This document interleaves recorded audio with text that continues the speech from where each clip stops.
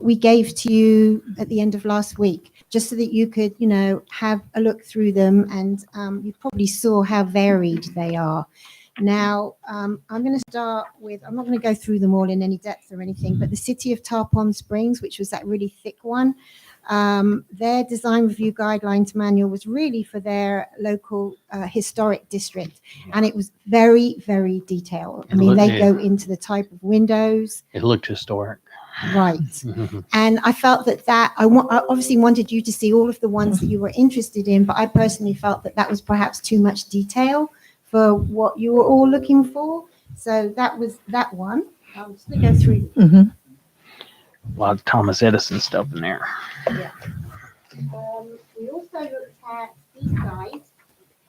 And again, with Seaside, I thought there were a couple of good things in there.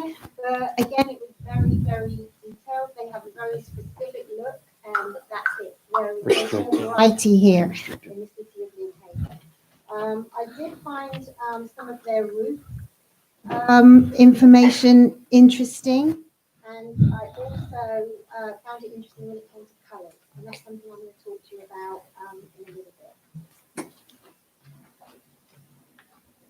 The next place that we looked at was St. Augustine. You had mentioned St. Augustine. Thank you. You had mentioned St. Augustine. Well, it turns out that I only gave you 2 of their sets of information. They have different design standards for a lot of different areas. So I gave you 2 of them. One was for Anastasia Boulevard and one was for King Street, but they have different looks in different parts of St. Augustine, and what they want in one area is not what they want in another area. So in some areas, even though when we think of St. Augustine, we think of that like Spanish kind of look, they actually say they do not want that in some of their areas, which I found interesting.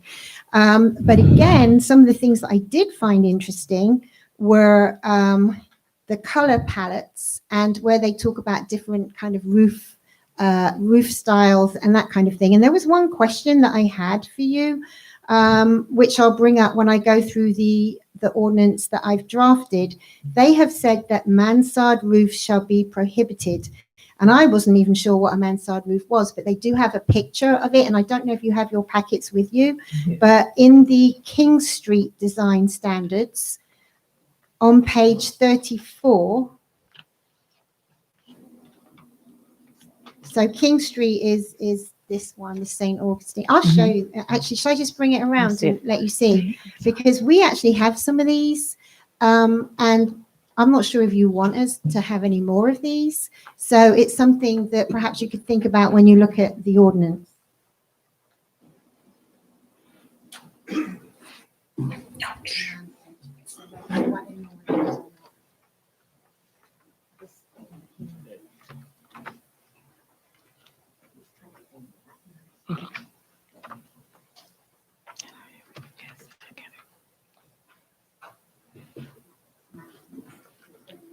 Impressed me. I'm answered.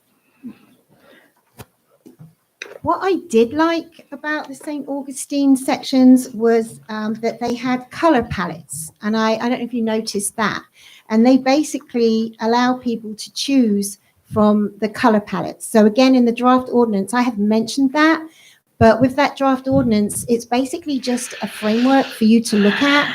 And I'm going to go through that now.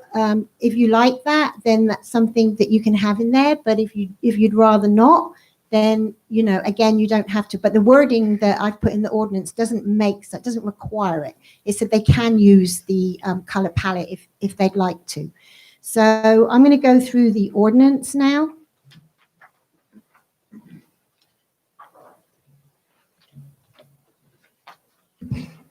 Getting old, I can hardly stand up when I get down there. So with the ordinance, what we would have to do, because at the moment we have a corridor overlay layer and we have the CRA. When I drafted this ordinance, I drafted it as though we were removing the corridor overlay layer, because you had said that you wanted it for all non-residential development and redevelopment within the city, other than, the mayor said, other than Florida Avenue. So the language that I've put in here is exactly that. Now, I think I just spoke with Ben, we may or may not also say in the exceptions, the CRA area. So that's something that you can think about, because the CRA, have their own set. But so basically going through the beginning, the title of the ordinance mentions the sections that will be changed. Section 2, which is on page 2, you'll see that language that's struck through there. That language is introducing the corridor overlay. Basically, it tells you actually 2.02.01, where it says generally, you can see that all our overlays are mentioned there. So we've got the CRA, PUD districts, the historic plat, and then corridor overlay. Well, if we're going to have this citywide, we're going to be removing the corridor overlay. So that's struck through. And then the corridor overlay language underneath is also struck through. And then we get to the section that's going to be changed. We currently have a section 4.02.05 in the code, which says, currently it says design standards for all commercial development. There's hardly anything in there. So I've amended the title of that section to read architectural and design standards for all commercial development outside Florida Avenue. And like I said, I can add and the CRA district if you want that. And then all that new language that I've put in is that language which is underlined. And you're going to take this home and you'll have time to look through it. And as the city manager said, please, mark it up.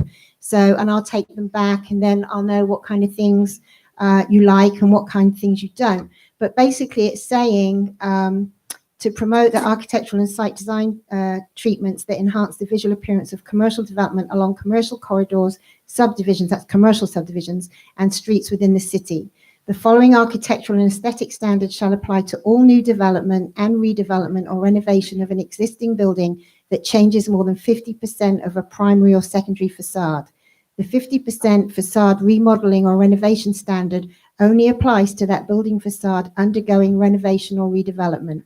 New development or building expansion greater than 50% in gross floor area shall require full structure compliance.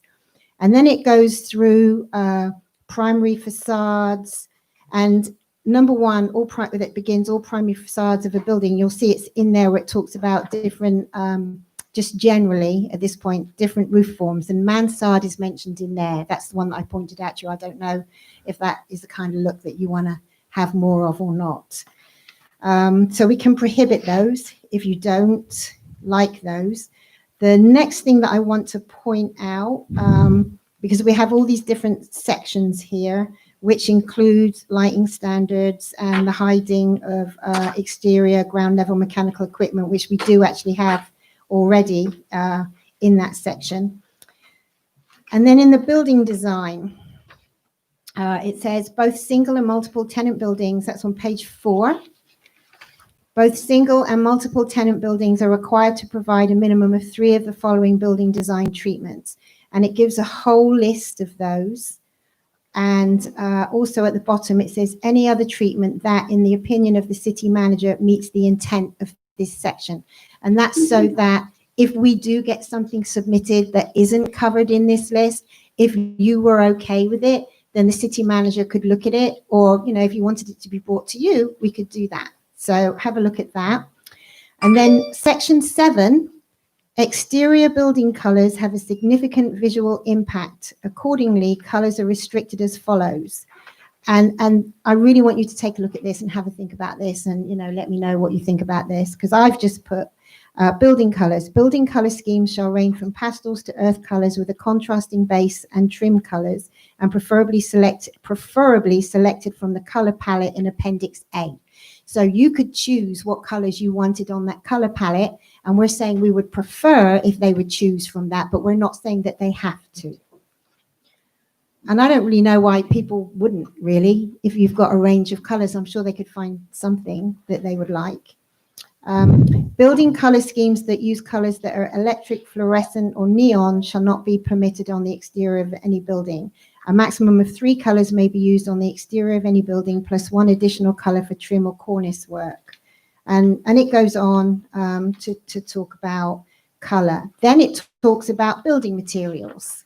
So if you would take a look at the building materials section and see what kind of things, we're allowing, and please add to it.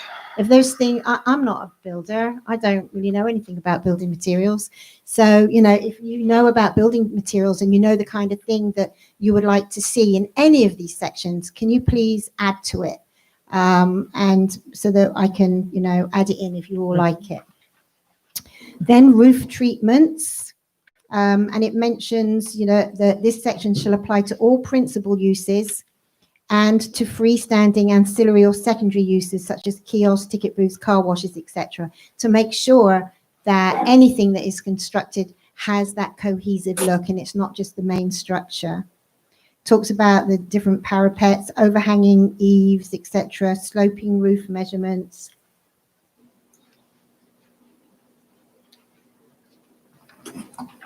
Entryways, we have that currently.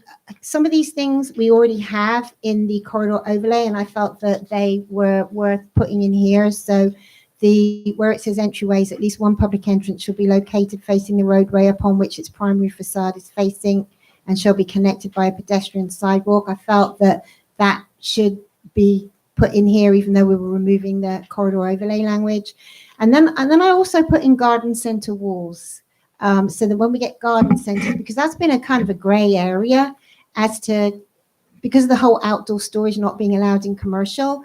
But I felt that I found this garden section wall, this section talking about garden center walls and in somebody's ordinance. And I liked that. I thought perhaps that was something that we could use so that people could have their garden centers and it would look attractive along a highway. So if you would take a look at that and let me know also what you think about that. And then following on, all that strike through language is the language that was in that section that I've just amended. There wasn't a lot there really. Mm-mm. And then section 4 was the corridor overlay design standards that I have struck through, because some of them have been incorporated into the ordinance and some of them haven't needed to be because of the new language that I've put in there. And then there's some highlighted, all that stuff that's in yellow was in the corridor overlay design standards, but it really is not design standards. It's really more use. So I felt that I didn't put that in the ordinance because I didn't think that was the place for it. So I'll just have to look and find where it should go in the Unified Land Development Code. So I'm not saying I'm going to take that language out. I'm just not putting it in this new ordinance. I'm going to put it where it should go, where it's more appropriate, if you still want those things. And that's it. Thank you. Mrs. Gaynor, did you have more? Mayor, what we like to do is really try to start somewhere so that we can get on with putting an ordinance in place. And so we wanted some direction from the commission. And we think that given this information, you take that back, you look at what Amanda's given you, make the strike throughs. And what I ask that if you do that and you make any changes, that you send it to Amanda, myself, and the city attorney, and then we can put together something. And if you think that we need another workshop before we take an ordinance into effect, I'd like to know that as well. May I ask a question, Ms. Richard, since this is a workshop? The one thing that really, popped out at me, and I would like to say, I wish that this ordinance had been in effect 30 years ago before the corridor was built as it is now, because there's so much there now. Even if we have this beautiful thing in place, the overlay, it's going to take years for other things to phase out. But anyway, with that said, I was doing some research about color, and almost every fast food restaurant uses the color combination of red and yellow. And the reason for that is because they say those two colors make you hungry. Those are appealing colors. It's an advertising ploy. And if you just start thinking about it and naming every food place that you can think of on 77, you'll come up, they're pretty much red and yellow. So those are definitely not pastels. And if we had if we had more food chains or, whoever wants to come in, that may become a problem. So I just wanted, that's something that kind of struck me immediately about color when I saw it. You could make a comment on that on the ordinance or at the end or extra notes or whatever, and we could exclude those fast food restaurants. Also, if you if you haven't already kind of found any things in the information that you were given last week, if there's anything that you specifically like in any of that information that you were given last week, then we can incorporate anything, you know, that you want in there. And kind of where I was going with that is most of those are chains.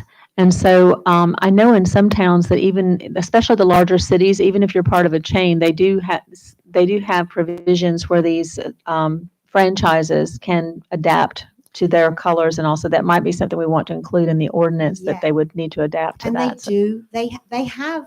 I've been told that they do have other colors Mhm. and but they won't use them unless they have to. I Yes. mean, and Walmart didn't want to paint themselves that color, but they weren't allowed to go with the regular color, and so they use this color. And then I don't know if you remember when Mr. Schubert was here, they started to paint it battleship gray, kind of like the color behind you, and they hadn't asked us. And they had thought they asked us, but they actually contacted Panama City because they didn't even realize that this was Lynn Haven, we're not Panama City. Right. And they asked Panama City if they could repaint it. And Panama City said yes, thinking they meant their Walmart. And they started repainting ours. But we were able to, they'd already painted a lot of it, but we were able to stop them, and they had to repaint it back to the color. And also Whataburger wanted to have that typical A-frame when they came here, when they wanted to come here. But the city manager at the time said, no, you know, you're going to have to adhere to these standards. We're not going to accept that. And they kick their heels a bit to start with, but they usually, I've heard they do have other patterns. They just don't want to use them unless they have to. Thank you.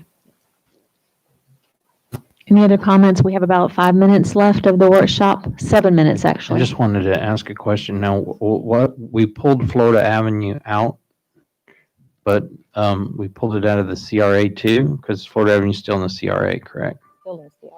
So, I think the intent was that Florida Avenue, because, and Ben, you correct me if I'm wrong on this, but Florida Avenue is part of the CRA, and I think that what we're looking at is that the entire CRA has sort of a different look about it than it would what we're still looking. fall under the CRA, it wouldn't be it's separate. Exactly.